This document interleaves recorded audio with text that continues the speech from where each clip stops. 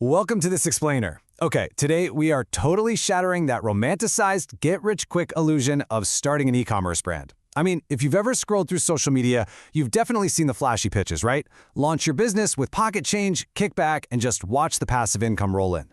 But what actually happens when you decide to do everything yourself, like printing, packaging, and shipping your own brand's products entirely from scratch? Well, today we're walking through a very real, honestly pretty grueling 6-month journey of building a physical brand from the ground up, with absolutely zero prior experience. You know the ones? Those expectations pitched by online dropshipping gurus are incredibly enticing. They promise you a $500 startup cost and passive income while you literally sip coconuts on a beach somewhere. But the reality? Oh man, the reality is plunging into thousands of dollars of debt, ending up with ink-stained hands at 2 in the morning, and wrestling with massive, broken industrial machinery. It's a gritty, intensely physical process that those 60-second highlight reels completely ignore.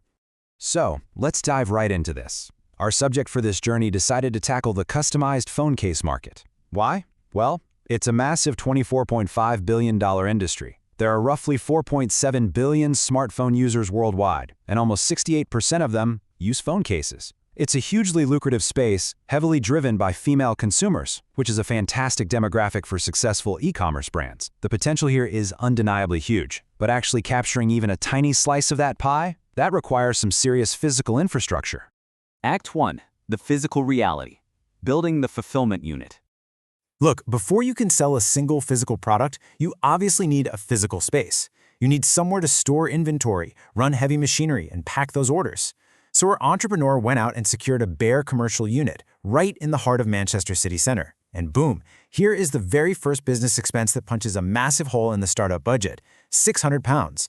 And that's just the monthly commercial rent for an entirely empty raw unit. I'm talking no walls, no proper floors, no decent lighting. This isn't a one-time fee either. This is a recurring monthly nightmare ticking away before a single phone case is ever sold. To make this empty space even remotely usable, it took immense physical labor.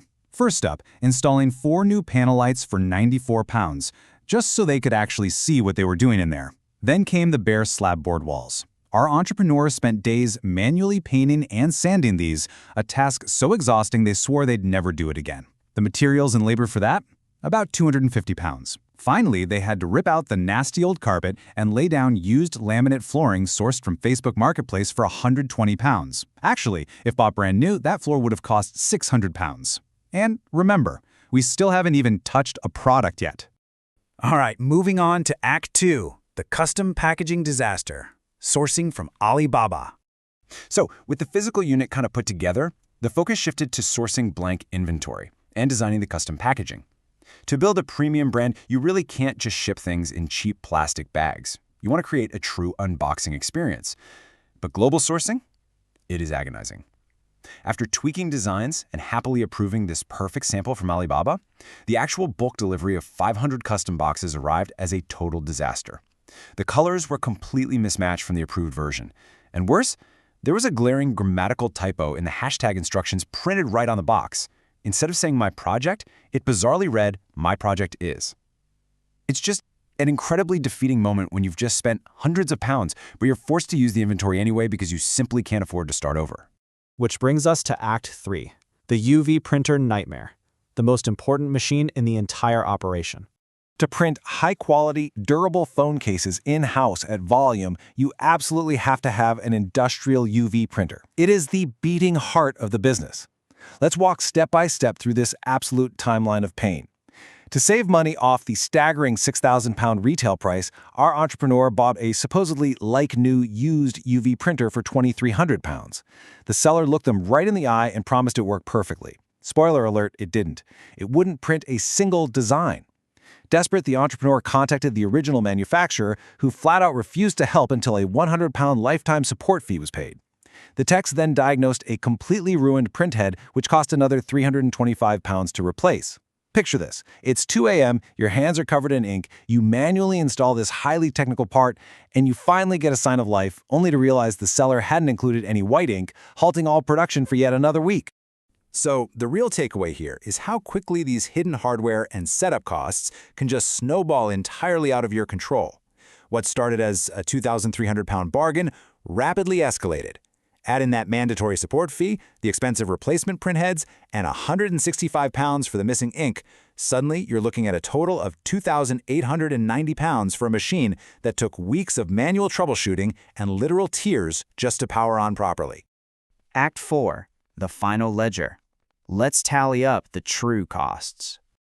Okay, it is time to open up the scribbled accounting book and tally up the true cost of 6 months of financial dread. And keep in mind, this is all before the website even went live to the public. Let's break down the major expense categories. First, setting up the empty commercial unit, paying the rent, buying slab boards, and laying floors, that cost £1,164. Second, sourcing the blank phone cases and those mismatched Alibaba boxes swallowed over £3,048. And third, our highly problematic UV printer soaked up £2,890. Throw in a few £100 for professional 3D design mockups, because you really can't cut corners on aesthetics, and you can see how massive these capital expenditures become when you try to own the entire physical supply chain yourself. And here it is, the final anvil dropping on that drop-shipping guru myth. The total, comprehensive cost to build this in-house fulfillment center from scratch was £7,547. Or, to put that into perspective, roughly $10,067 US. Over 10 grand in hard debt and cash expenses, that completely and utterly obliterates the romanticized $500 startup idea. It requires serious operating capital, immense physical labor, and just endless, exhausting problem solving. Which brings us to our final, provocative question.